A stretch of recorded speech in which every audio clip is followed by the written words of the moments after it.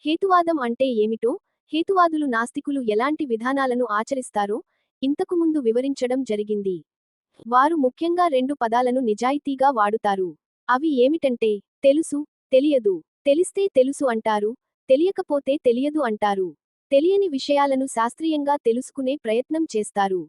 అంతేగాని, ఏమీ తెలియకుండా అన్ని తెలుసు అని, ఎలాంటి ఆధారాలు లేకుండా నోటికి వచ్చింది చెప్పి వాటిని అందరూ నమ్మాలి అని అనరు. నాస్తికులు ఎన్నిసార్లు చెప్పినా అదే మాటలు స్పష్టంగా చెప్తారు. ఎందుకంటే ఒకసారి నిజమని నిరూపణ జరిగిన తరువాత నిజాలు మారవు కనుక. అయితే శాస్త్ర పరిశోధనలో ఆధునీకరణ జరిగినప్పుడు చరిత్ర మొత్తం మీద రెండో మూడో తప్పులు సైన్సులో కనిపిస్తాయి. వాటిని గుర్తించిన వెంటనే తప్పును అంగీకరించి సరి చేసుకోవడం సైన్సుకున్న ప్రత్యేకత.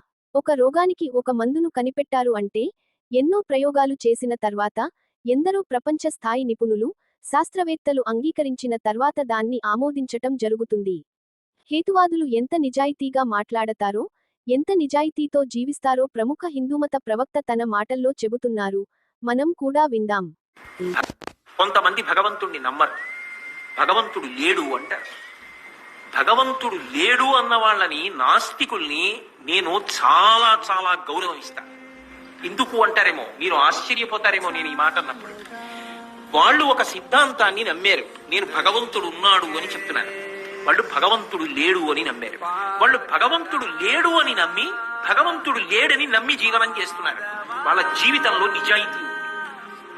లేడన్న వాళ్ళు లేడన్నట్లే బ్రతుకుతున్నారు.